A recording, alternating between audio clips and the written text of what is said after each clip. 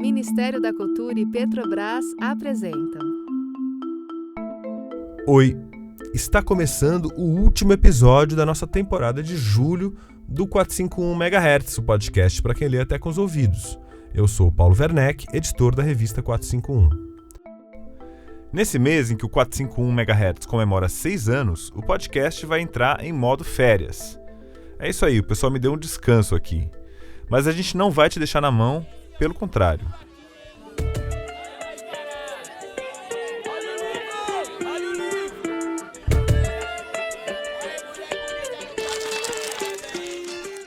Eu já vou te falar um pouquinho mais sobre quem passou por aqui nessa temporada especial, mas antes eu preciso te avisar que esse episódio do 451 MHz é realizado com o apoio do Ministério da Cultura e tem apresentação exclusiva da Petrobras. A nossa temporada de férias tem a Aline Bey, o Lázaro Ramos, o Marcelo Rubens Paiva, a Neide Rigo e muitos outros convidados e convidadas que passaram aqui pelos 9 dias do nosso festival literário. No episódio de hoje, você vai ouvir a advogada e escritora Maíra Cota e a jornalista e escritora Mili Lacombe na mesa Pensando Bem. Elas conversaram sobre o peso da desigualdade de gênero nas relações de trabalho, nas amizades e na vida afetiva. A conversa foi mediada pela editora da 451, Yara Biderman. Então vamos lá para a primeira parte da conversa.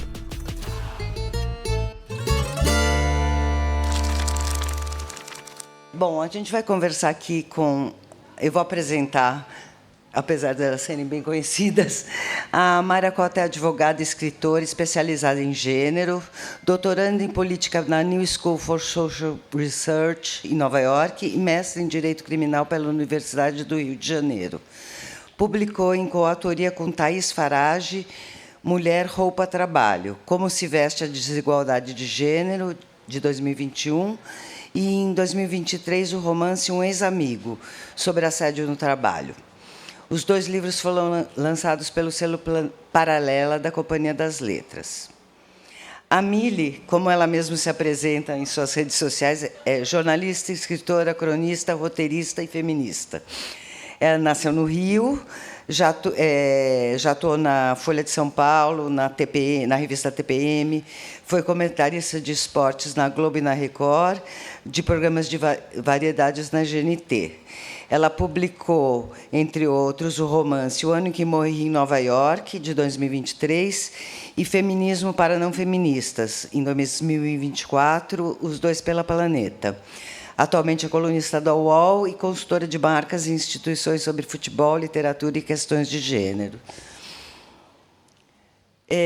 Enfim, a gente vai conversar aqui. A nossa pauta é feminismo, como sempre, e vamos conversar assim, muito desses livros. E pegando um gancho no título do livro da Mili, né, Feminismo para Não Feministas, eu queria fazer uma pergunta para as duas, né, para cada uma responder. Qual feminismo estamos propondo? Bom, primeiro, boa noite. Obrigada a todas e todos que estão aqui hoje. Oi, pá!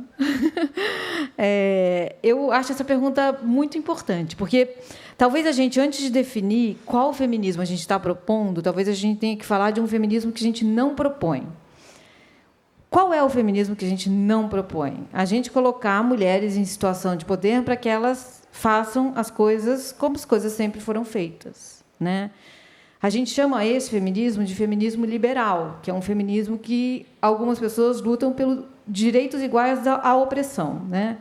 Eu fui oprimida a vida inteira, então agora eu quero ter o direito de oprimir. Não funciona. Se a gente não chegar a espaços de poder para mudar a estrutura, não vai funcionar. Então, eu acho que a primeira resposta seria essa. Esse não é o feminismo que a gente propõe. Qual mais não seria o feminismo que a gente propõe? A gente não propõe um feminismo que não seja inclusivo. Por exemplo, o feminismo transfóbico. Não interessa, gente. Não interessa. Se a gente não for colocar todo mundo para dentro e juntos e juntos mudar tudo, não vai funcionar, né? Um outro feminismo que não é... Eu já estou falando tudo que não é, vou deixar a Maíra falar o que é. Um outro feminismo que a gente não quer é o feminismo que diz que é mulher contra homem. Não é, porque a partir do momento que a gente entende que o machismo e a misoginia são estruturas de poder que aprisionam todo mundo, está todo mundo preso dentro dessa estrutura. O machismo e a misoginia fazem muito mal aos homens. Deve ser muito dolorido você crescer numa sociedade que diz: você não pode chorar, você vai ter que aguentar tudo quieto, você vai ser o provedor. Seu capital simbólico vai vir de você ficar com o pau ereto sempre e comer quantas pessoas forem necessárias você comer. Você não pode se mostrar vulnerável, você não pode se deixar atravessar, de nenhuma maneira. Eu fico imaginando que violência é existir nesses termos, dentro desse mundo. Então, eu acho que, quando a gente entende o que é o feminismo, a gente começa a entender que está todo mundo junto nele e que a gente precisa... A emancipação é para todo mundo, né? E tem um último, que não é um manual sobre escolhas muito pessoais. Ter pelos embaixo do braço. Gente, quer raspar, raspa, quer ter pelo, tenha. Não é sobre isso, né? Pronto, Maíra, sobre o que é, então? Bom, bem fácil, né? Feminismo é luta. Feminismo e luta sempre é coletiva. O feminismo, ele não pode ser um instrumento para melhorar a vida de algumas poucas mulheres, dentro do discurso do empoderamento, do privilégio, ocupar o espaço que hoje é ocupado pelos homens, sem transformar esses espaços. Isso não é feminismo. Isso é instrumentalização de uma luta para melhorar um pouquinho a vida de algumas mulheres, provavelmente, inclusive, à custa de outras mulheres racializadas, precarizadas. Então, esse feminismo não interessa, esse feminismo liberal. E o feminismo como luta ajuda a gente a entender do que a gente está falando quando traz o feminismo, quando traz essa dimensão de transformação, de revolução, inclusive. Eu estou muito feliz de estar do lado da Mili, que a gente não precisa ter melindres de falar palavras como revolução e de falar uma outra palavra que eu acho fundamental e muitas vezes a gente evita, sai assim pelas tangentes, sem querer encarar isso, que é classe. O feminismo ele tem que ser comprometido com a luta de classes, porque é essa dimensão que estrutura principalmente as opressões e privilégios na nossa sociedade. A gente não pode ter uma luta de classes sem o feminismo. A gente já viu isso acontecer e viu que toda uma dimensão de reconhecimento do trabalho reprodutivo, da invisibilidade do papel das mulheres na sociedade foi deixada para trás, e, por isso, foi uma luta que não teve os desdobramentos potenciais que deveria ter, mas se a gente abandona a dimensão de classe, a gente está usando uma luta fundamental para melhorar a vida um pouquinho de algumas mulheres da elite, e a gente está deixando um monte de mulher para trás. Então, o feminismo ele é essa luta que pretende transformar radicalmente, profundamente, as estruturas da sociedade. Não é uma disputa por ocupar lugares que hoje são ocupados por homens.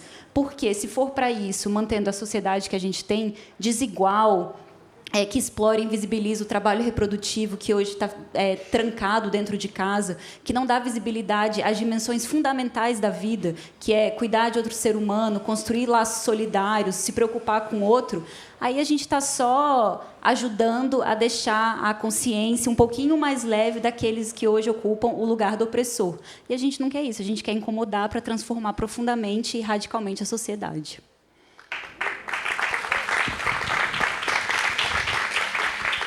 E para transformar e para ter alguma possibilidade de futuro, né, no capitalismo tardio, porque é o feminismo, talvez, que venha trazer isso. Eu estava pensando assim, claro, a gente recebeu as conquistas dos primeiros feminismos, né, do século XX, XIX até, mas a luta feminista, pensando em tudo isso, ela continua não só necessária, como talvez ainda mais urgente.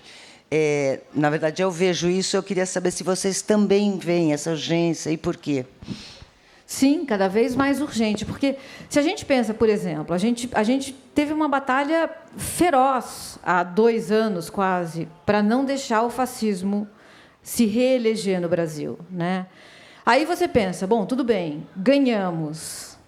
Mais ou menos, né? Porque vou pegar um exemplo prático, assim. Então, ministros do STF, o Lula pode nomear, né, ministros do STF. Aí a gente começa uma gritaria para que ele nomeie mulheres negras. Somos, assim, muito ignoradas. Aí, não bastasse isso, o Lula dá uma declaração dizendo, uma hora ele foi entrevistado, antes de nomear mais 2 homens para o STF, ele foi entrevistado e ele falou: eu não vou ceder à pauta identitária. Como se a pauta identitária não incluísse homens heterossexuais. Gente, essa é a identidade universal. Não existe agenda que não seja identitária. Então, começa daí. Querer colar no movimento feminista, nos movimentos negros, no movimento LGBT, a pauta identitária é um recurso muito inteligente da única pauta identitária que precisa ser combatida, a dos homens como o Lula e os conselheiros dele. Então, quando ele diz não vou ceder à pauta identitária, ele está enganado, porque ele está cedendo à pauta identitária. Ele nomeou mais homens para lá. Por que seria importante nomear uma mulher? Não é porque esses homens que ele nomeou sejam ruins. Bom, em relação a um deles, eu acho que é, mas em relação ao outro, não.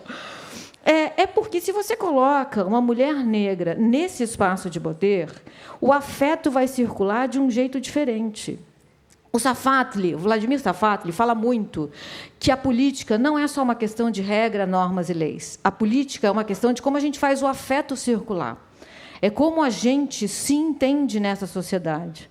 Uma mulher negra lá dentro mudaria todas as relações. A gente começaria a pautar outras coisas, mesmo que não fosse aprovado agora. Não se trata de aprovação. A gente está falando de pautar. Pautar, por exemplo, política reprodutiva. Tem uma mulher lá. Uma. Jamais vamos pautar a política reprodutiva. Precisaria haver mais interesse. Então, eu fugi, né, mas é para responder a essa urgência. Porque não está ganho. Não está ganho nem quando a gente acha que está ganho. Um governo que se recusa a falar de aborto não é um governo que vai nos representar. Não é. E aí, falar de aborto é falar de vida, é falar de política reprodutiva, é falar de transporte público. Não é falar do direito do feto, é falar do que acontece depois do nascimento. Isso é falar de aborto. Então, é uma esquerda que se articula muito mal, porque não está nem aí, porque é uma esquerda machista. Então, a gente precisa entender que a gente não ganha, as feministas não ganham nem quando a gente ganha, porque eu me esgoelei pelo Lula. E vou me esgoelar de novo, gente. Se a alternativa for o fascismo, eu saio inteira de vermelho com uma estrela carregando pela rua. Se a alternativa for o fascismo. Mas eu acho muito pouco que a gente tenha que escolher entre o machista fascista e o machista que a gente gosta, porque ele é fofo e é corintiano. Então, é uma luta longa, assim. A gente precisa de todo mundo mesmo. Não pararemos de lutar. Mas a gente não luta para ganhar. A gente luta porque é a coisa certa a se fazer. E a gente não conseguiria existir sem lutar. Essa luta.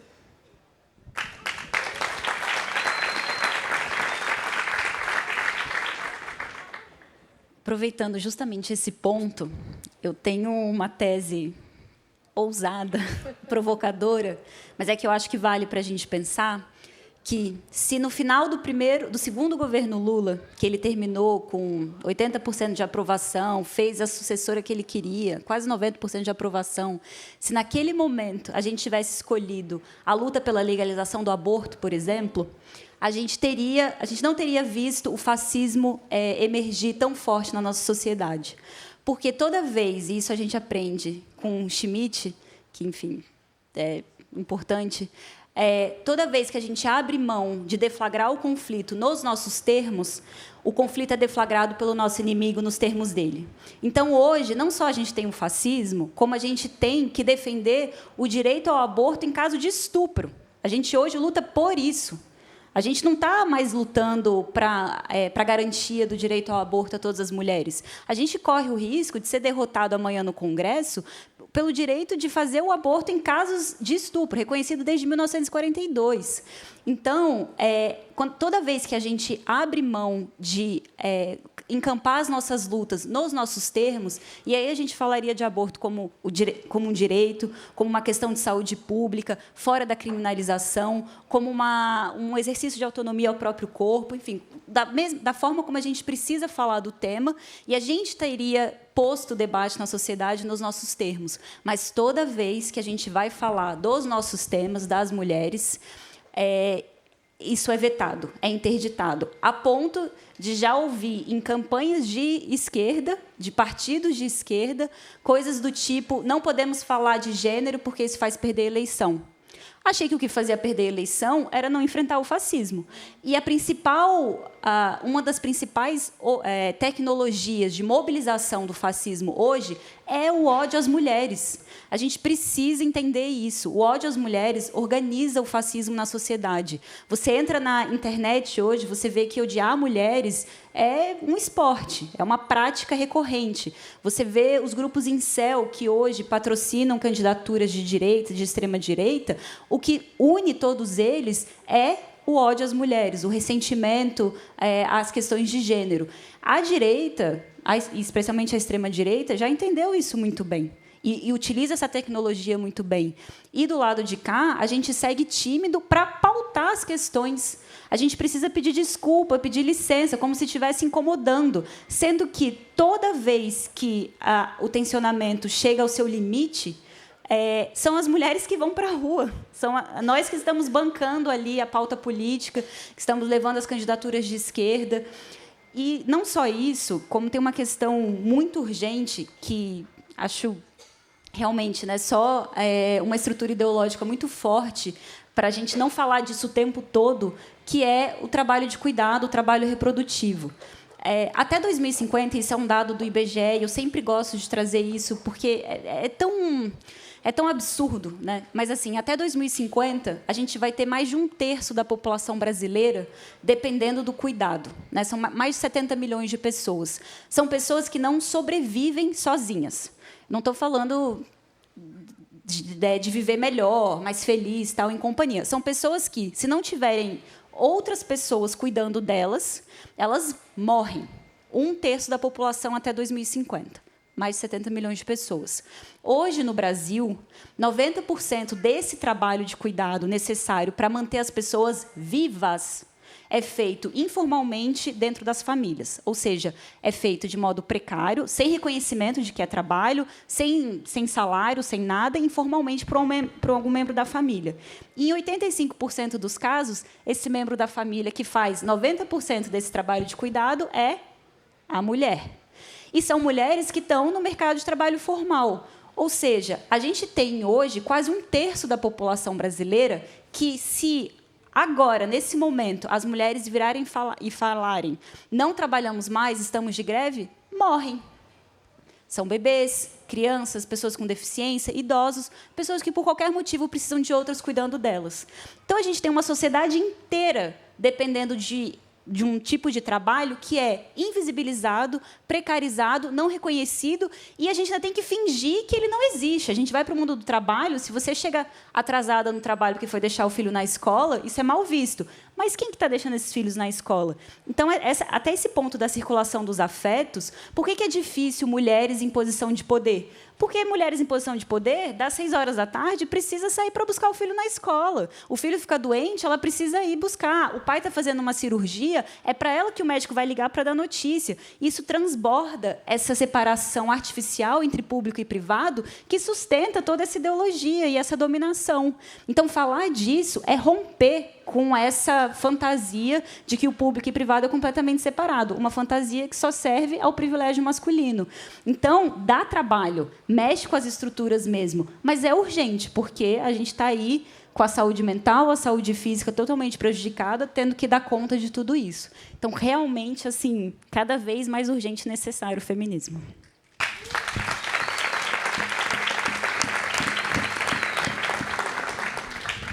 A gente tocou aqui agora que é uma questão também do controle dos corpos, né? E a gente falou, claro, de aborto. E daí, sobre o livro da Maíra, né? Ela fala da questão do se vestir. A gente também está no nível do simbólico também, né? E não é uma questão que pode parecer superficial. Até estava comentando com elas, é o que se fala, por exemplo, para justificar a crime hediondo. Olha, mas como ela estava vestida. Então, eu acho que e tem a ver com controle de corpo, né? Então, eu queria te perguntar, até por causa do seu livro, o que a roupa, a moda, a questão do vestir, as restrições e o regramento, né, disso, o que nos ensina sobre desigualdade de gênero, dominação e sobre, enfim, masculinidade? As principais marcas do masculino e do feminino nas roupas que a gente tem hoje, elas começaram, não por coincidência, na modernidade, né, no período assim, século XVIII, pós-Revolução Francesa, que foi também justamente a época de consolidação do capitalismo e desse liberalismo político que é, né, predominância ideológica hoje na sociedade. E quais são essas marcas? Assim, a gente vê a roupa típica masculina, ela é muito ligada à praticidade. Né? Tem bolso, a calça é prática, o zíper é inventado nessa época como uma forma assim de poder fazer xixi sem precisar tirar a roupa, para o homem trabalhador, o homem que se desloca, tá? O homem burguês sendo forjado ali no início do capitalismo, que precisa trabalhar e tem essa marca. E as roupas femininas, muito ligadas à função da mulher burguesa também, que vai surgindo nessa época, que tem uma função social, que faz parte do patrimônio do homem. Então, a beleza da mulher, né? A mulher é esse objeto que integra o patrimônio do homem. Então, ela está bonita, ela tem um vestido que marca a cintura mais afinada, o quadril mais alargado, porque essas são marcas de fertilidade, porque a família também está entrando nessa época como uma instituição fundamental à manutenção desse trabalho reprodutivo que eu falei anteriormente, né? Então, assim, Preciado tem uma frase que eu gosto muito, que ele diz que reprodução assistida, a gente tem que falar que é reprodução medicalmente assistida, né? O FIV e tal, porque toda reprodução ela é politicamente assistida. A gente vive numa sociedade que está mandando a gente ter filhos e chamar isso de vocação e amar essa atividade, não reclamar e não tratar como trabalho. Então, tem essa ideologia política. Então, as roupas também femininas vão marcando esse papel da fertilidade, da mãe burguesa que fica em casa. Até hoje, né, calça feminina é um negócio que me irrita, que não tem bolso, calça feminina, né? Assim, tem bolsa às vezes de mentira, a gente não tem, para sair tem que carregar a bolsa, tem que apertar a cintura, o sapato é de salto. A gente, assim, mobilidade não precisa ter, né? O que era super comum, aconteceu algumas vezes, tem incêndio, as mulheres morriam queimadas porque a roupa não deixava elas saírem correndo do incêndio. Então, assim, a gente as nossas roupas não são construídas para sujeitos que vão ocupar um espaço urbano, são construídas para objetos que vão compor o patrimônio do sujeito burguês. E as roupas dos homens, práticas, tal. Então, essas marcas até hoje estão aí presentes, né? Surgiu no início da modernidade, mas hoje a gente tem escritório de advocacia que até hoje pede para as advogadas usarem salto alto. Né? Assim, nunca soube de nenhuma ligação entre usar salto alto e poder escrever uma petição, por exemplo. Mas eles Comissária ainda exigem. de bordo. Qual é a relação? Por que ela tem que estar de salto na troposfera? Põe um salto aí e vamos para a troposfera. Exato. É a função social da mulher. Reforça isso. Né? Então, nada tem a ver com a nossa posição de sujeito, mas sim como um reforço da nossa posição de objeto. E eu acho importante falar de corpos também, porque o feminismo ele é um movimento, ele é uma teoria e ele é um movimento, né? Então a gente vai se aperfeiçoando, vai melhorando, vai entendendo as coisas conforme a gente passa por experiências. Por exemplo, um slogan que é do feminismo, mas talvez tenha que deixar de ser: meu corpo, minhas regras. A gente viu o que aconteceu com esse slogan na pandemia. Ele foi apropriado pelo fascismo. Meu corpo, minhas regras. Eu não quero me vacinar.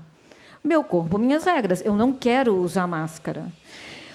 E eu fiquei pensando, mas é um slogan tão importante para a gente, né? Porque ele comunica muita coisa também. Mas o que eu acho que é o truque? É a gente entender que o corpo é um corpo social. A gente está em relação. Ninguém existe sozinho. O homem comeu uma carne crua lá do outro lado do mundo, a gente adoeceu. Se isso não fala para a gente que não existe saúde privada e só saúde pública, o que vai falar? Se isso não diz para a gente um conceito liberal fundamental, liberdade individual, né? Eles falam isso sempre, gente, eu sou a favor da liberdade individual. Que caralho é isso? Como que alguém é livre sozinho? Como é que alguém pode achar que liberdade é um conceito absoluto? Liberdade envolve disciplina, atenção, enxergar o outro. Então, eu digo tudo isso porque o feminismo em que a gente acredita, e eu tomo a liberdade de falar a gente, porque eu e Maíra a gente conversa a respeito disso, é um feminismo que fala do tecido social. É o feminismo, para dar um exemplo, que é aquele que a Margaret Thatcher, que está ardendo no inferno enquanto a gente está aqui falando, não acreditava. Muito pelo contrário, ela falava só a indivíduos e suas famílias.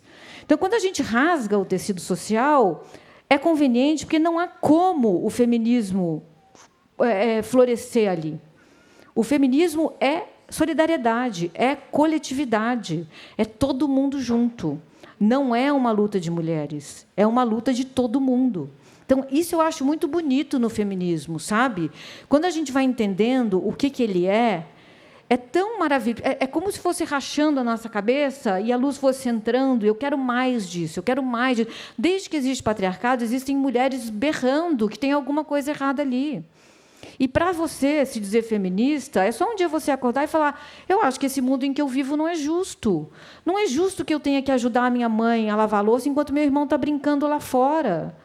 Não é justo que, com 11 anos no transporte público, um cara passe a mão na minha bunda. Não é justo que, com 12 anos, o pai da minha amiga me estupre no quarto enquanto as crianças estão na piscina. Não é justo que, com 21 anos, o meu chefe me estupre no trabalho.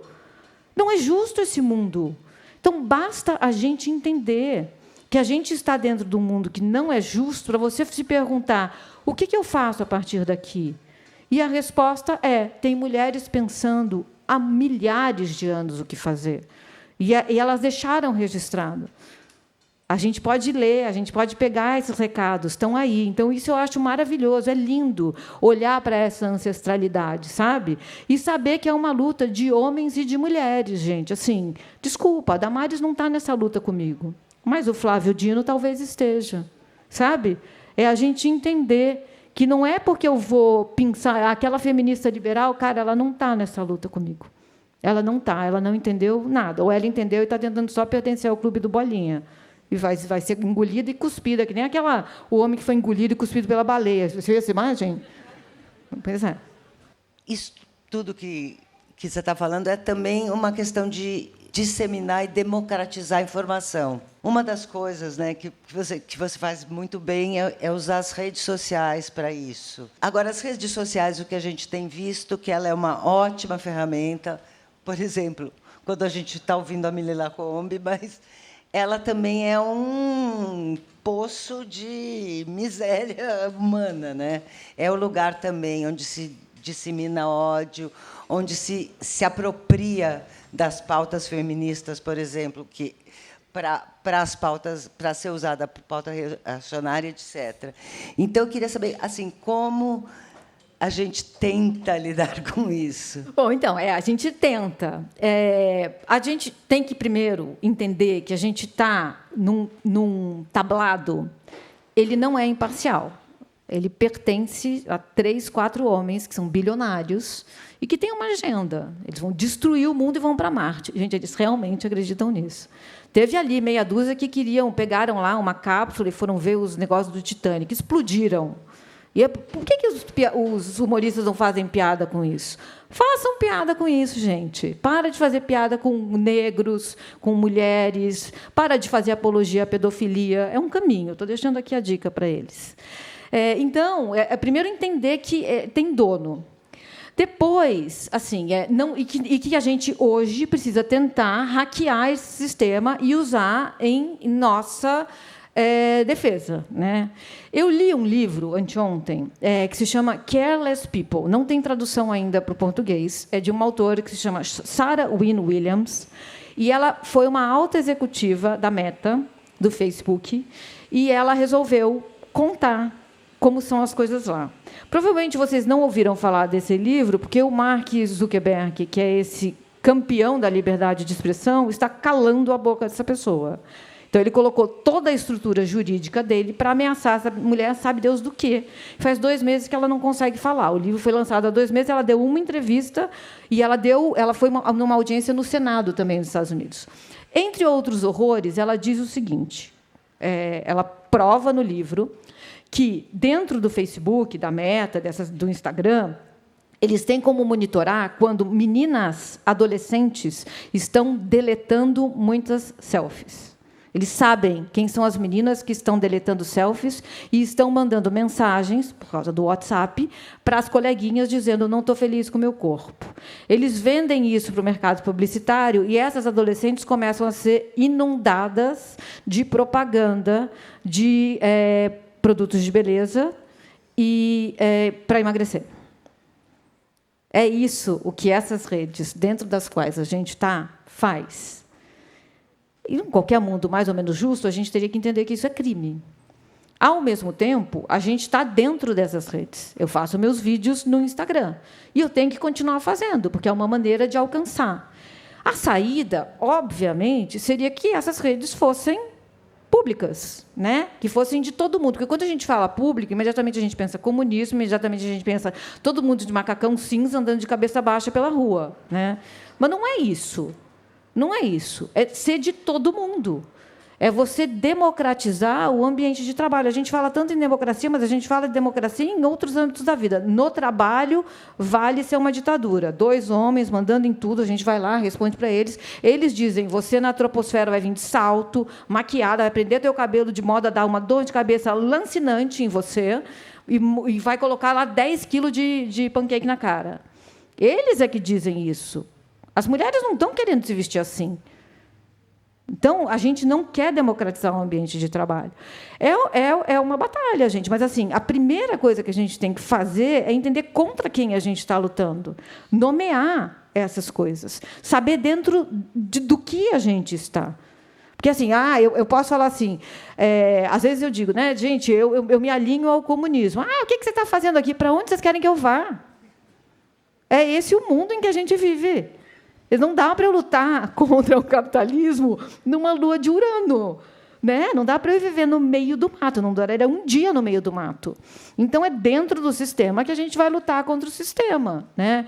E acho também, falando, só para emendar uma outra coisa, essas terminologias que a gente precisa mudar, dizer a gente quer uma sociedade inclusiva. A gente quer incluir as pessoas nesta merda? Ou a gente quer mudar isso? Então, talvez incluir, não sei a palavra que a gente deva continuar usando, sabe? A gente tem que usar revolução sem vergonha nenhuma. Falar de aborto sem vergonha nenhuma. Sim, queremos o direito a isso aí, gente. Aborto, aborto, aborto, aborto. Ficar falando.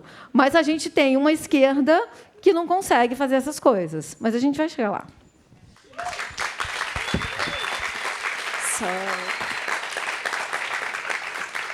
Aproveitar, Mili, que você está aqui para lembrar de um grande momento do nosso futebol, que foi a entrevista do Petkovic na Ana Maria Braga, que ela fala assim: nossa, você cresceu na Tchecoslováquia, comunista, tal. Olha, temos um cachorro meio, né, anticomunista, não. E ela fala: você cresceu na Tchecoslováquia, comunista, deve ter sido horrível, né, essa imagem e tal. E ele fala: não, era ótimo, todo mundo tinha escola, todo mundo jogava bola, tinha esporte, estrutura, ninguém passava fome. Ela fica super sem graça. Então. E tem uma jornalista também estadunidense, se chama Kara Swisher, que ela, por muito tempo, ela foi muito entusiasta, né, do Vale do Silício, entrevistou todos esses caras. E ela defendia muito, e ela passou por esse momento de desilusão no primeiro governo Trump, que, não sei se vocês lembram, mas já no primeiro governo Trump, a primeira reunião que ele fez, foram todos eles lá, né, o Mark Zuckerberg e tal, e que dessa vez foi mais explícito o giro, inclusive, né, por esse momento tenebroso da energia masculina no Facebook e tal, mas já desde o primeiro governo Trump já tinha tido essa aproximação. E ela escreve esse livro nesse momento, e a primeira frase do livro era: o problema era o capitalismo mesmo. E ela não tinha, e ela falou: demorei para perceber, mas era isso. Assim, eles se venderam como instrumentos da democracia, né? A gente lembra daquele depoimento do Zuckerberg falando quão o Facebook era importante para ampliar as vozes, democracia, não sei o quê. Mas, assim, gente, a empresa é capitalista no final das contas, e é isso, vai buscar o lucro. A maximização do lucro não passa pela preocupação com o bem-estar, não passa por uma distribuição dos meios de produção, é a lógica de acúmulo mesmo dos meios de produção, da desigualdade, da renda, assim, dentro do jogo capitalista mesmo. E, então, precisamos tratar dessa forma. Acho que temos aí essa pauta urgente de regulação das plataformas, de tratar mesmo como empresas que têm que pagar imposto. Assim, toda empresa paga imposto. Aí temos aí os streamings, temos as plataformas que conseguem se esquivar disso, que não são reguladas, que não têm mecanismos de responsabilidade. Então, assim, ele pode vender seus dados para empresas de beleza poderem lucrar mais, mas, se algo acontece devido a isso, ele não tem responsabilidade nenhuma, não tem nenhuma responsabilização das plataformas. Então, também, assim, esse caminho da regulação ele é fundamental, né? E também isso que vocês estão falando, eu lembrei ontem na mesa com a Wilson Gilmore. Ela falou uma coisa muito interessante, assim: a gente não pode achar que a gente vai domesticar o fascismo, que o fascismo vai virar um pet. Ele não vai virar, ele vai comer a gente, né? Se a gente... O que o capitalismo vai ser bonzinho, vai ser legal, vai ser inclusivo, ESG, né? A gente às vezes acredita assim, o capitalismo com essa face mais agradável, mais boazinha. Mas, assim, gente, é capitalismo. Na hora do vamos ver, é o lucro que interessa, e ponto. Tem um livro que eu gosto muito que se chama Por que as mulheres transavam melhor sob o socialismo? E são pesquisas. É Kirsten Godsey, a autora. Exatamente. Ela é uma pesquisadora, né? Então, não é assim que ela está falando de vozes da cabeça dela. Ela estudou isso, ela pesquisou. E é meio óbvio, assim, por que as mulheres transavam melhor? Porque elas tinham o dinheiro delas, tudo era... O Estado tinha creche, então elas deixavam as crianças, o aborto era legal, então, se você não quisesse uma gravidez indesejada, você não precisaria seguir com aquilo. O salário era regulado, mas havia a garantia de um salário, o trabalho era limitado, então havia mais festas, você está mais livre, né? Como diz uma amiga minha, assim, para uma mulher heterossexual, preliminar é ver o marido lavando louça, gente, vai lavar louça. Essa é a preliminar que eu quero. Então, esse livro é muito bom. Porque vai dizendo para a gente assim, não é que tudo que havia no comunismo era bom. Claro que não. Houve Stalin também, sabe? Houve horrores, houve campos de concentração na Sibéria, assim. Mas a gente tende a achar que uma coisa é boa e a outra é ruim, como se o capitalismo fosse bom. Outro dia, um trabalhador morreu esmagado no metrô, gente. Era um rapaz, um trabalhador e estudante. Porque a lógica de você privatizar o metrô, ela é criminosa. Se você privatiza transporte público, qual é a lógica? Lota esse vagão. Porque vagão saindo sem estar lotado não dá lucro. É ocioso. O homem foi esmagado. Isso é morrer de capitalismo. É muito fácil fazer a conta de quantas pessoas morreram no comunismo. E no capitalismo? E a gente adoecendo mentalmente, porque as pessoas estão trabalhando 15 horas por dia, 7 dias por semana. E as pessoas que o corpo apaga, porque elas não estão dando conta. E as pessoas que se matam, porque ninguém quer viver nesse mundo. Isso é morrer de capitalismo. E a gente não fala sobre isso. Então, o feminismo, em que eu acredito, ele traz tudo isso para a superfície. A gente precisa falar de todas essas coisas. É muito fácil reduzir o feminismo a elas querem ter pelo debaixo do braço. Porque o feminismo é uma arma tão bizarra, é uma ferramenta tão poderosa, que você precisa mesmo ridicularizar. Tira essas mulheres aí, mulher falando muito, não pode, chama fofoca, deram um nome para quando mulheres começam a falar. Fofoca, que é para diminuir o que a gente fala. Quando a gente está falando de mudar o mundo. Porque quando a gente está lá falando, a gente não aguenta mais, a gente está cansada. Eu não quero chegar em casa e ver se está faltando detergente. Por que ele não fez isso? Por que ele não faz a lista do supermercado? Por que ele não viu que o cartão de vacina da criança está vencido? Por que não viu que a calça ficou curta? Eu não aguento mais. Quando mulheres se juntam para falar disso, elas estão falando de feminismo, mesmo que elas não saibam. E aí, para demarcar a diferença do feminismo liberal para esse feminismo anticapitalista, revolucionário que a gente propõe, é quando a gente pega o exemplo do trabalho reprodutivo, né, que a Mili trouxe, por que as mulheres tinham uma vida sexual melhor no socialismo. Elas tinham creche, elas tinham lavanderia e elas tinham cantina. Elas tinham infraestrutura de Estado. Alexandra Kollontai foi a primeira dirigente do Soviete de Moscou e ela implementou isso em 1917. Então, você saía para trabalhar, você tomava café da manhã com a sua família, deixava as roupas para lavar, deixava o filho na escola, ia trabalhar, voltava, pegava na escola, buscava as roupas limpas, jantava e ia para casa. Ia para casa para o momento de lazer. Isso é infraestrutura de Estado, infraestrutura pública. Qual que é a diferença dessa visão, que é radical, que muda mesmo o mundo para todas as mulheres, da visão liberal? A visão liberal vai te dizer assim, feminismo, igualdade de gênero, é uma máquina de lavar roupa, como teve uma empresa que fez uma propaganda de máquina de lavar roupa, falando, é uma máquina de lavar roupa que até os homens conseguem usar. Então, você consegue distribuir melhor o trabalho doméstico. Claro que é importante distribuir o trabalho doméstico melhor, mas a solução ser uma máquina de lavar, primeiro, quem vai ter acesso à máquina de lavar? É, de novo, um feminismo criando uma vida um pouquinho melhor para algumas mulheres. Mas o acesso a isso, se não puder ser para todas, não é o feminismo que a gente acredita. A solução...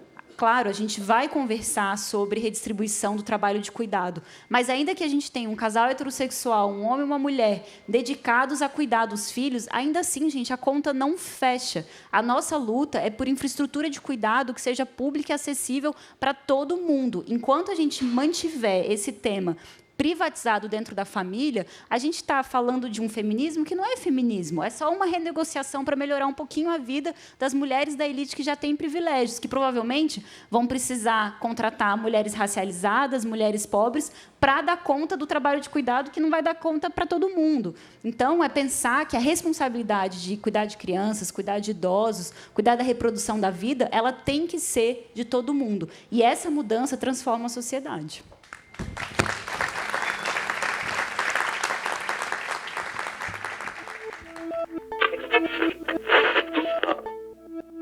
E agora eu queria dar um recado para você que é ouvinte aqui do 451 MHz. A gente sabe que você nos acompanha e agradece pela sua audiência. Mas será que você já é um ouvinte entusiasta?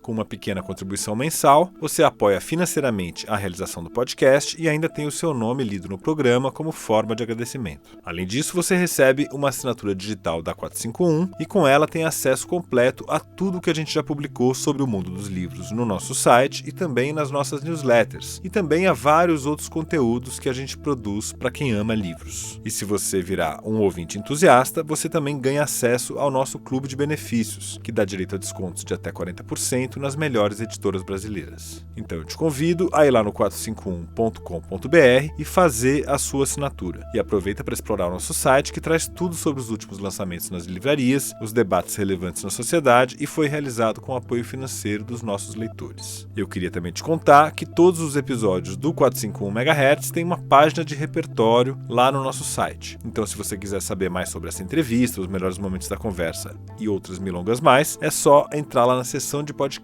do site da 451. E agora vamos lá para a segunda parte da conversa. Voltando um pouco para aquele tema da circulação dos afetos também, desse livro da Maíra, Ex-Amigo, ela conta a história, né, de um ex-amigo, ex-companheiro, ex-colega de trabalho, ex-humanas, ex-tudo, né, e que ela descobre que ele foi denunciado por estupro.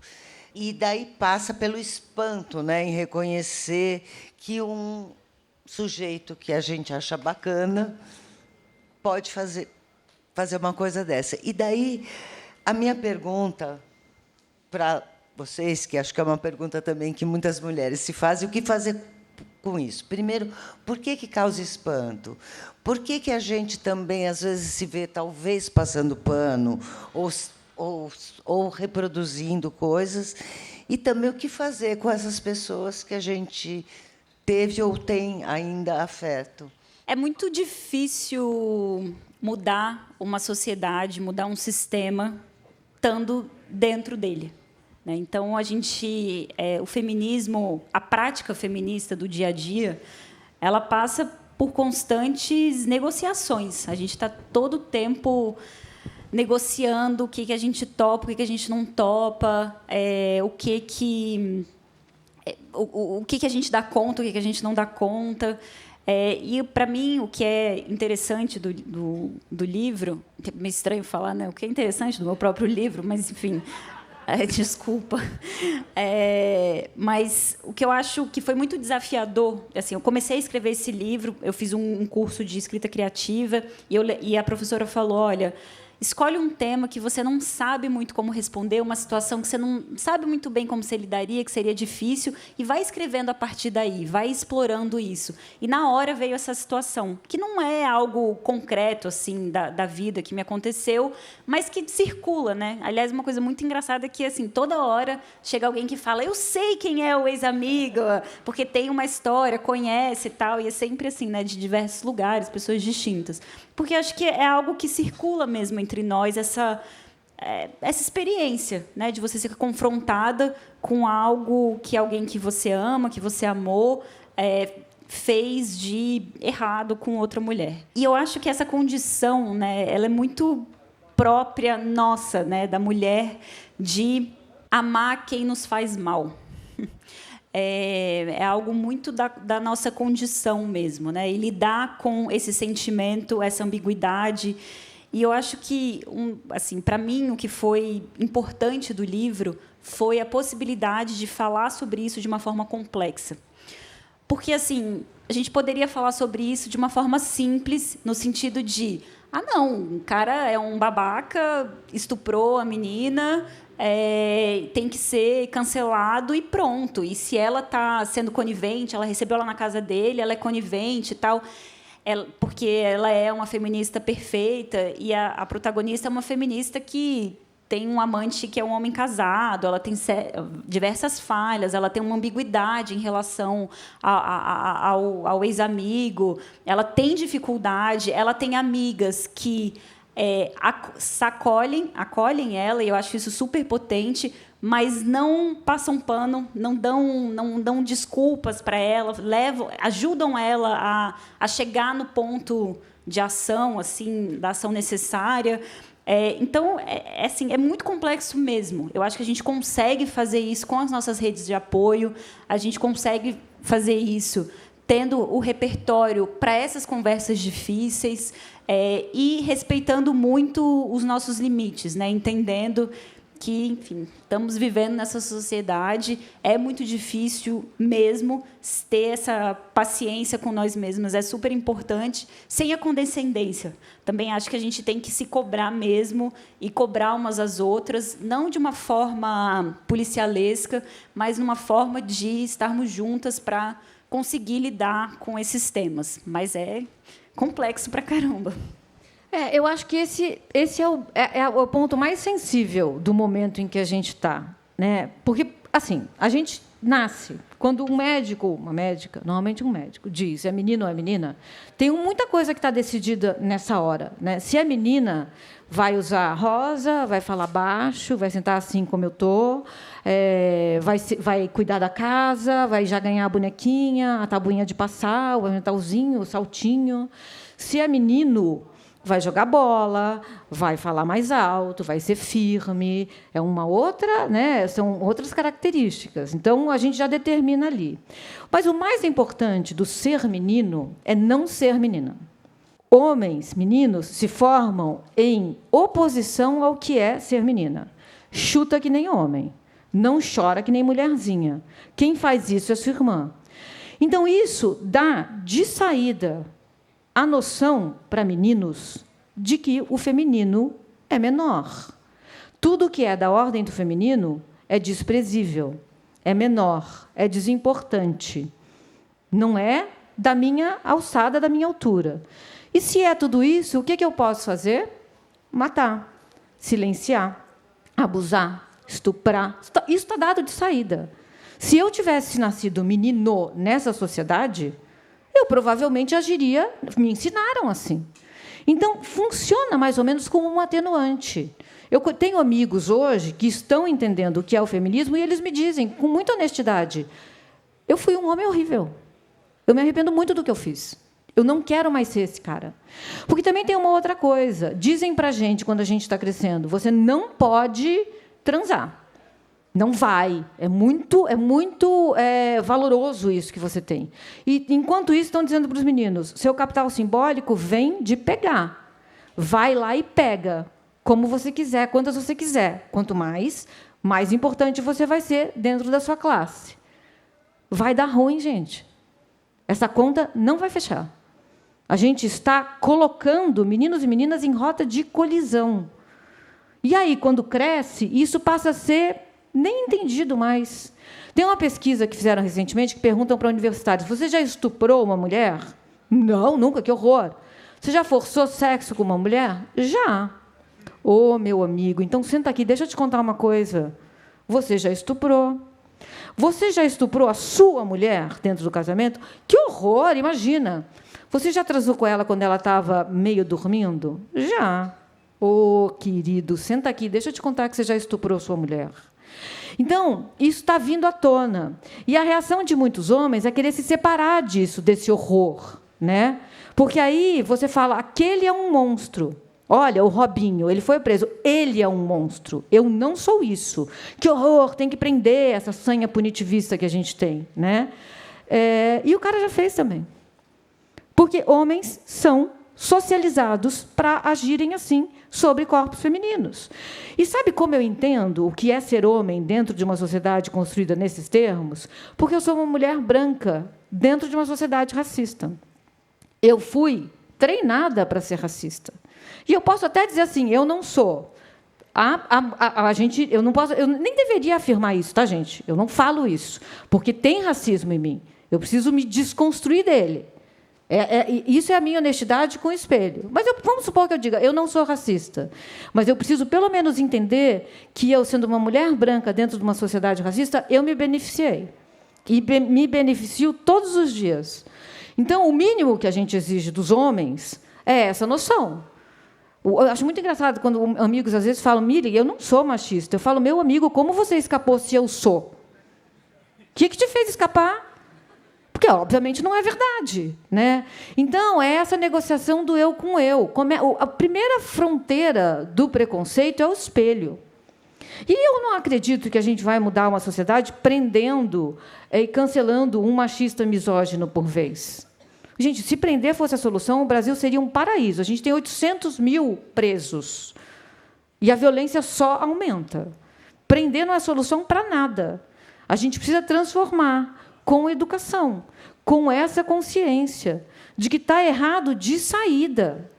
O erro está na saída. Então, funciona como um atenuante, mas a gente precisa que os homens também se puxem, se responsabilizem, assim como as pessoas brancas têm que se puxar e se responsabilizar, entendendo de todos os privilégios que a gente tem. Eu não estaria aqui, gente. Se eu fosse uma mulher negra periférica, eu não teria tido os empregos que eu tive, estudado onde eu estudei, falado as línguas que eu falo. Não estaria. Eu preciso ter essa noção. Privilégio gera oportunidade. E oportunidade gera responsabilidade. Só assim a gente muda a sociedade. Então, é isso que a gente pede para todo mundo. Por isso que a gente fica berrando para os caras. Venham para a luta, mas parem de falar de vocês. Eu acho muito engraçado também, quando a gente fala assim, de machismo. Sempre eu falo, não, olha, Mili, nem todo homem, tá? Esse alecrim, quando ele levanta a mão e diz nem todo homem, o que ele está querendo dizer é, eu não sou assim, Mili. Meu amigo, não é sobre você esse assunto. Então, você se sente no direito de interromper um debate maior, estrutural, para que a gente pare todo mundo agora e fale do alecrim, que não é assim.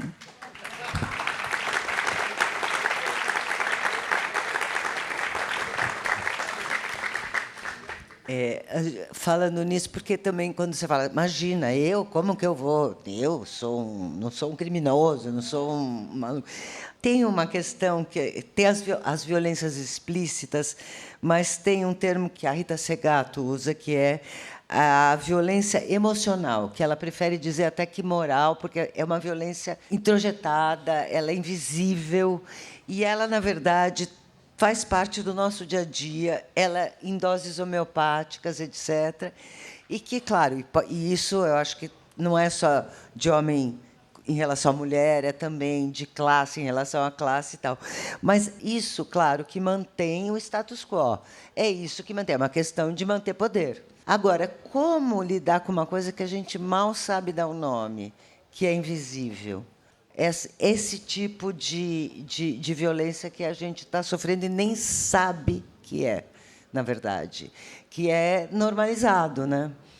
Como falar do que está normalizado sem achar que você está querendo, né, ser a... De novo, volta para essa grande dificuldade de transformar uma sociedade que a gente está vivendo nela, de dar nomes, né? Eu acho que a gente precisa começar a nomear as coisas, né? Se a gente for parar para pensar, o termo violência doméstica, por exemplo, é de 1968. Né? Claro que, antes disso, as mulheres estavam passando por situações de violência doméstica. Né? Não surgiu nos anos 60, mas a gente passou a nomear, então. O termo assédio sexual é de 86, a primeira vez que aparece. Não significa que as mulheres não estavam passando por situações de assédio sexual antes, mas a gente não dava nomes. Né? Então, esse exercício da Segato de nomear um tipo de violência, ele é fundamental. Né? Um dos grandes avanços da Lei Maria da Penha, por exemplo, foi nomear a violência psicológica, né? Violência econômica. A gente precisa dar esses nomes, porque, quando a gente fala de violência, a gente pensa muito a violência física, que, aliás, mais da metade das vítimas de violência física no país são mulheres. Tá? Então, a violência física, assim, né, é muito ligada ao universo masculino, à briga de rua, tal, mas as mulheres são as principais vítimas, né, tá no mapa da violência. Mas existem vários outros tipos de violência também. E esse reconhecimento, ele é fundamental, mas ele vem de um lugar de sujeito, que é uma posição muito nova para nós mulheres. A gente ainda tem dificuldade de reconhecer as violências que a gente passa, porque é uma novidade a gente estar na posição de sujeitos, de um sujeito que pode, inclusive, ser vítima de violência. Para você ser vítima de violência emocional, você tem que ser reconhecida como um sujeito que possui emoções. E isso é uma novidade. Até então, a gente não era. Né? A gente ocupava esse lugar de objeto, o lugar do sacrifício. Né? O feminino sempre foi ligado à maternidade, ao sacrifício, à ideia da entrega, da ausência de desejos. Tem uma feminista que eu gosto muito, que é a Andrea, esqueci, Jung, uma coisa assim, que ela tem um livro chamado Females, também não está traduzido, e ela define o feminino como a condição de se esvaziar para preencher o desejo do outro. Super forte, né?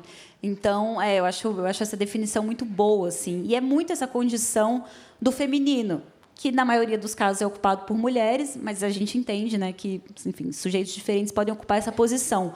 Mas é a posição de você abrir mão da sua posição, da sua subjetividade, para poder realizar o desejo de um outro sujeito.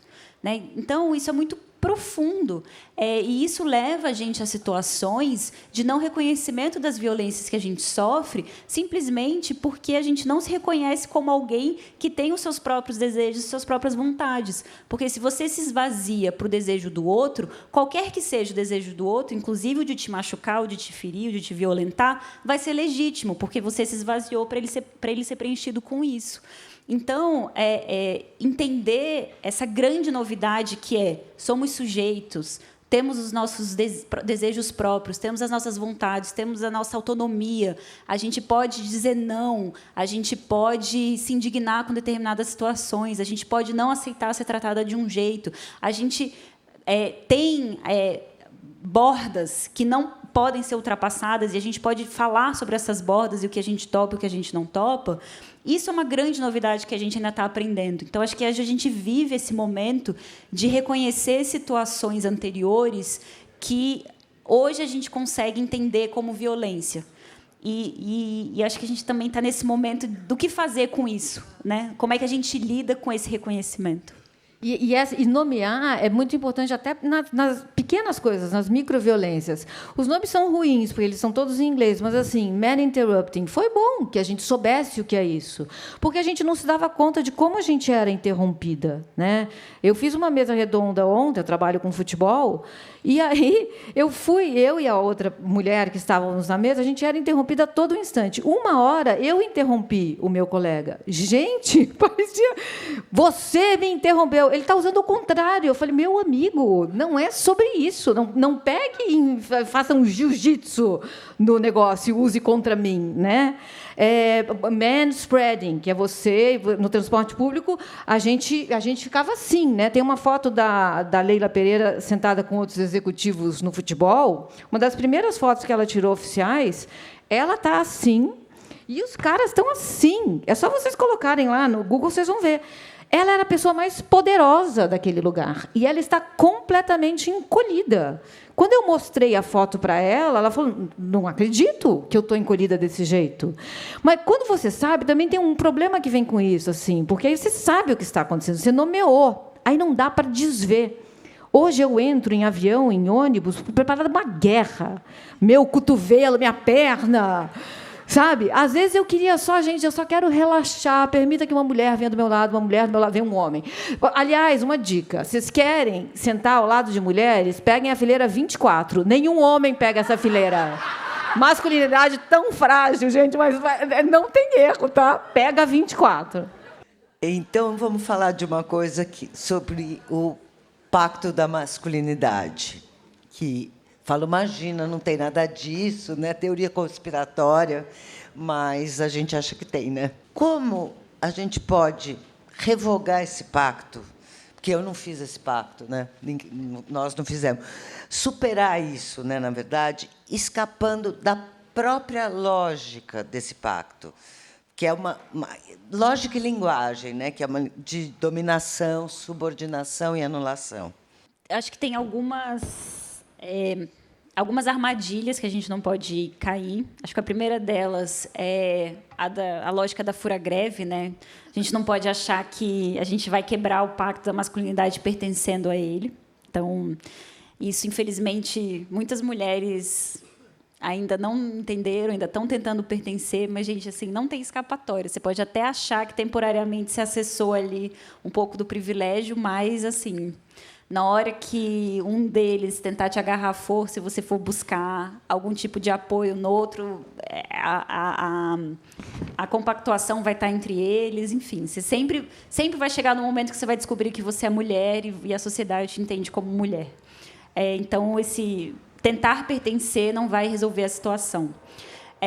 Eu acho que... Tem até uma frase no Ex-Amigo que fala... assim, é um exercício muito de fé, assim, né? E muito difícil a gente se entregar a pessoas que são ensinadas à conquista, sendo que nós somos ensinadas ao cuidado.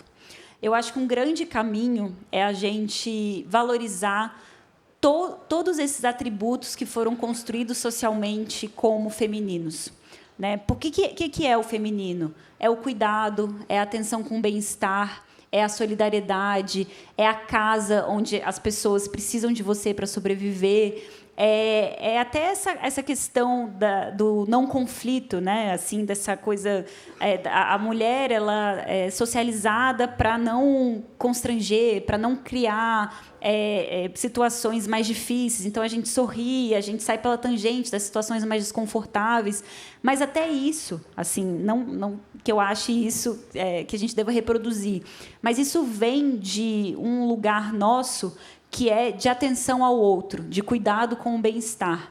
E eu acho que valores como solidariedade, como compromisso com a coletividade, com o bem-estar, muito próprios da maneira como nós somos socializadas, são caminhos muito promissores. Inclusive, quando a gente precisa urgentemente falar da luta pelo meio ambiente, né? O ecossocialismo que precisa estar presente nas nossas lutas. Vem também dessa consciência de que a gente não é um indivíduo solto no mundo, a gente pertence todo mundo pertence ao mesmo mundo, à coletividade. Essa questão do homem que senta abrindo as pernas, se espalhando, pensa, isso vem de um privilégio tão grande que ele não precisa se perceber enquanto corpo, sequer como corpo.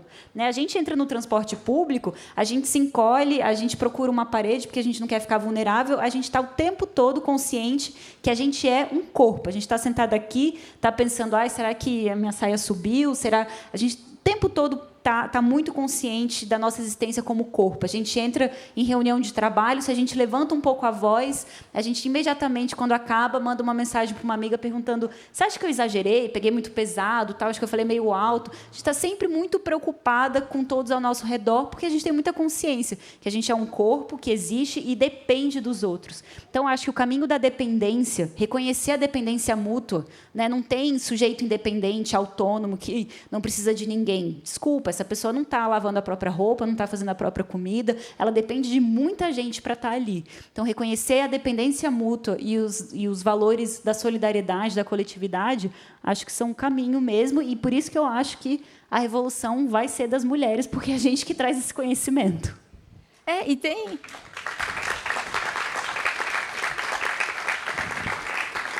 Essa interdependência, ela vai além da gente, né? Assim, a gente ignorar que a gente só respira porque as árvores expiram é uma doideira, né, gente? Assim, que a gente vai continuar desmatando e a gente vai conseguir ter oxigênio. Não teremos. Estamos todos em relação. Está todo mundo aqui dentro em relação. E sobre o pacto, é claro que ele existe, mas não é que um dia, com 11 anos, todos os meninos, olha, estão ensinando o pacto ali, olha, naquela escolinha, assina ali, vê que... Não é assim. Obviamente, não é assim, né? É intuitivo, é ensinado pelas famílias, pelas escolas, e é ensinado pela cultura heteropatriarcal. Porque é uma cultura que, como disse uma filósofa que se chama Marilyn Frey, a cultura heterossexual masculina, ela é homoafetiva. Isso não quer dizer que todos os homens sejam homossexuais. Isso quer dizer que homens heterossexuais, eles querem admirar, amar, respeitar outros homens. E eles querem o amor, o respeito e o afeto desses homens. Das mulheres, eles querem sexo e servitude, cama e cozinha. Eles querem passar o tempo dele com os caras. Neymar, gente. Neymar está com os parceiros dele para lá e para cá, né? Mas ele vai lá engravidando umas aqui e ali. Então, essa é a cultura heterossexual masculina. Esse é o pacto. Quando a gente está numa reunião de trabalho e sai uma briga, uma mulher, um homem, um debate, uma discussão, eles imediatamente se fecham. Porque o que eles querem é a admiração, o carinho, o respeito dos caras, não da gente, né? Então, por isso também que eles celebram tanto o encontro... bom, nem deveria tocar nisso numa feira do livro, eu vou ser cancelada, com certeza. Quando você cria um grupo de e-mail para fazer circular suas aventuras sexuais com mulheres que todos ali conhecem, você está querendo se exibir para os caras. É eles que você querem que... Olha, meu pau ficou duro desse jeito. Foi assim. Foi assado. A gente não troca, mulheres não fazem troca nesses níveis. Isso é do homem para o homem. É para o cara se exaltar para o outro, porque ele quer o respeito e a admiração do outro. E isso se explica numa cultura que despreza o feminino. Então, mesmo os caras legais, mesmo os caras de esquerda, que estão nesse barato, eles estão, sim, praticando a misoginia. E seria só mais respeitoso entender, puta, fui eu, sim, fiz isso. Fiz isso, gente, assim, fui criado para fazer. É uma atenuante. É uma atenuante. Então, a gente tem saídas, né, para isso, mas a gente vai precisar da colaboração de todo mundo, entender qual é o seu papel dentro desse sistema, dentro dessa máquina. E como você pode se destacar disso? E fazer um mundo melhor, sei lá, para tua filha, teu filho, para quem está vindo aí. E não é falar, eu vou confessar o que eu fiz. Não precisa. Não precisa. É só parar de fazer, já ajuda bastante coisa.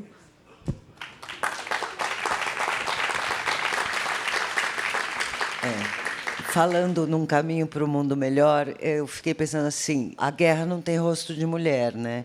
Agora, não dá para imaginar uma mulher matando criança num nível desse, né? É um caminho mesmo. O feminismo não é só para as mulheres. Não, é para todo, é para a gente se emancipar, para a gente ter um futuro enquanto espécie, né? Porque existe uma chance real de a gente se extinguir enquanto espécie. Teremos sido a primeira... As espécies se extinguem, né? As espécies acabam. Tem uma média de 100 mil anos que dura uma espécie. Nós estamos batendo no teto, mas assim, o que é fascinante em relação a gente é que a gente vai se extinguir. É a primeira espécie. Nós somos nosso próprio meteoro. Espero que fique registrado, de alguma maneira, o que a gente fez. Wellington Furtado Ramos, que é professor da Universidade Federal de Mato Grosso do Sul, ele fala que um dos argumentos daquele não feminismo transfóbico é o de que, no que tange às travestis e às mulheres trans, é que, no fundo, poderia ser mais uma estratégia de dominação masculina. Existe lógica nesse argumento? Como desmontá-lo e combatê-lo?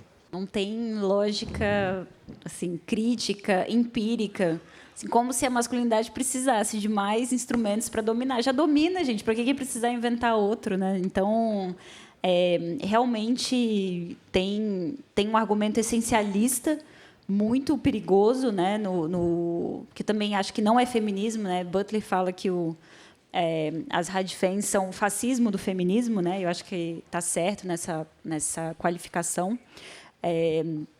Vem de uma postura essencialista, né? Volta a gente para a redução da mulher a características fisiológicas, enfim. Acho realmente assim, é um dever urgente a gente rechaçar com todas as forças esse feminismo transfóbico, que não é feminismo, e reforçar que a nossa luta assim, a nossa luta tem que ter todas nós juntas mesmo, né? Todas as mulheres cis e trans, até porque a gente pensa assim, que tipo de dominação é essa que faz você ser mais facilmente assassinado? Não faz sentido, né? Assim, a gente está no país que mais mata pessoas trans no mundo. Então, assim, se seria uma lógica de dominação, falhou retumbantemente, né? Porque tornou você a população mais vulnerável possível dentro do país.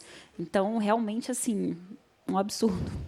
Não, eu fico com essa resposta, assino embaixo. A gente é o país que mais mata pessoas trans no mundo e também o que mais consome pornografia LGBT no mundo. Então, precisamos de psicanalistas mais.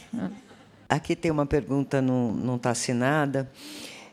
O feminismo é uma luta para a libertação da classe feminina. Não sei se é classe.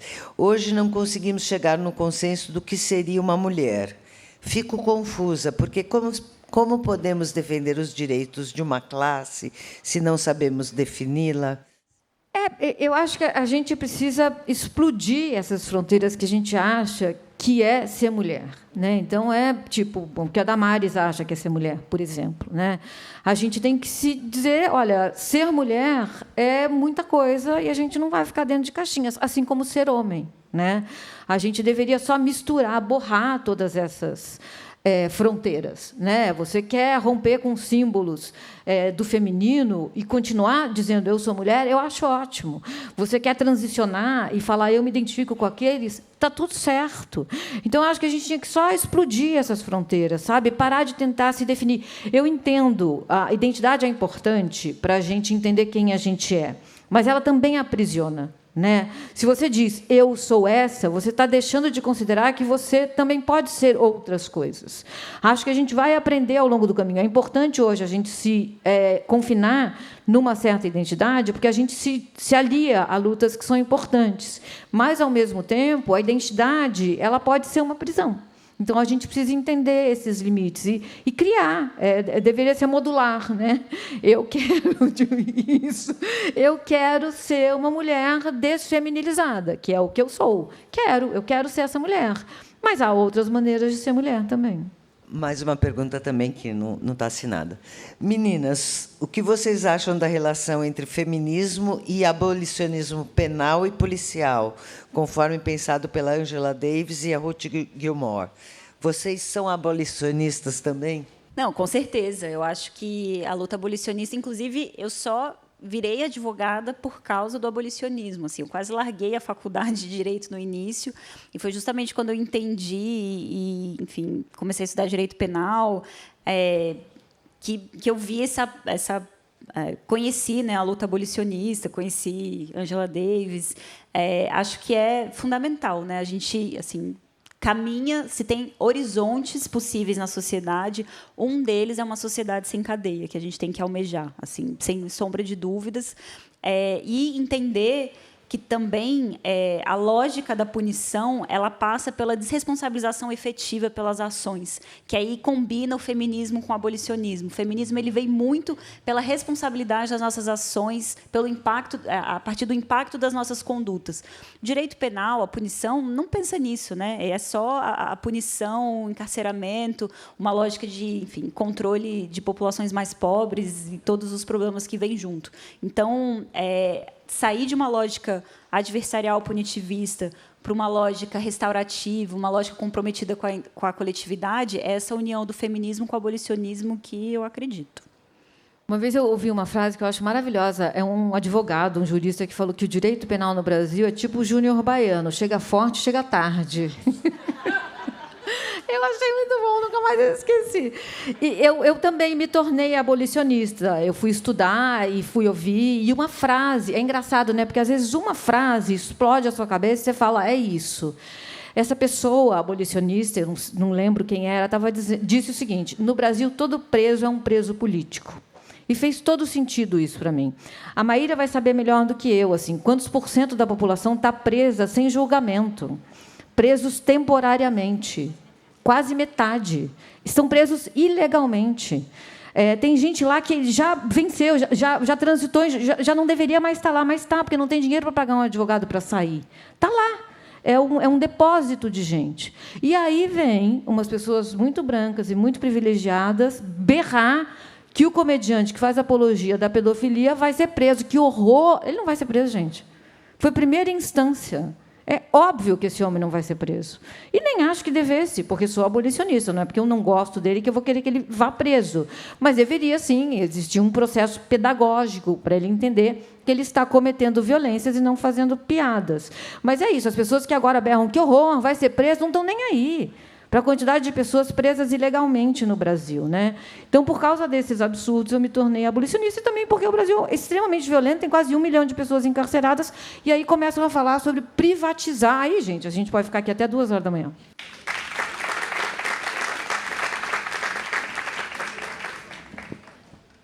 Sobre a filósofa Monique Wittig, aspas, uma lésbica não é uma mulher. Dentro da lógica heteronormativa, como você interpreta essa afirmação no contexto do feminismo contemporâneo? Essa afirmação da Wittig, ela é muito poderosa, né? Porque, a princípio, a primeira vez que eu ouvi, sem ter lido a Wittig, eu falei, que horror! Como ela pode falar uma coisa dessas? Mas eu fui ler. E faz todo sentido. Quando ela diz, para mim, né, faz todo, e pelo que eu entendi também, quando ela diz lésbicas não são mulheres, o que ela quer dizer é que as lésbicas, ela estava estudando isso na década de 70, 80, quando a gente se identifica como uma mulher lésbica, você está desconstruindo muitas coisas em volta de você que te permite dizer, esse acordo eu não vou assinar. Esse acordo heteronormativo que me faz ser uma cuidadora do lar, eu não vou assinar.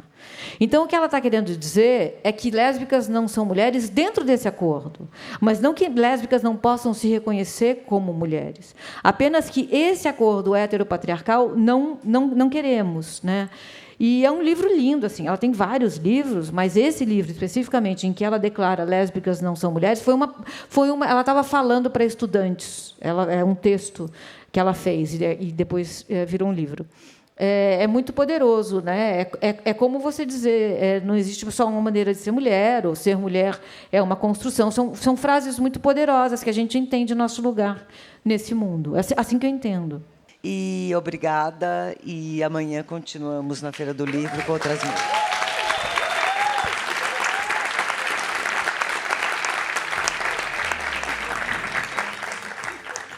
E antes de dar tchau, eu queria agradecer aos nossos ouvintes entusiastas que colaboram financeiramente para a realização do podcast.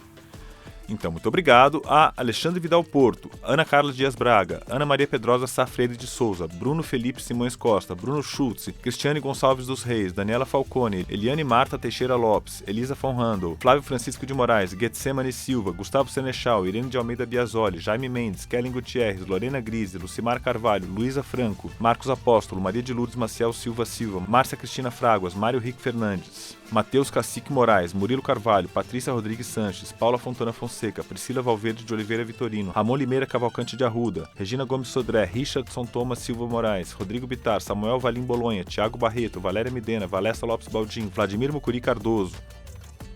É isso aí, chegamos ao final deste episódio do 451 MHz. O 451 MHz é uma produção da Associação 451 e eu sou o Paulo Werneck.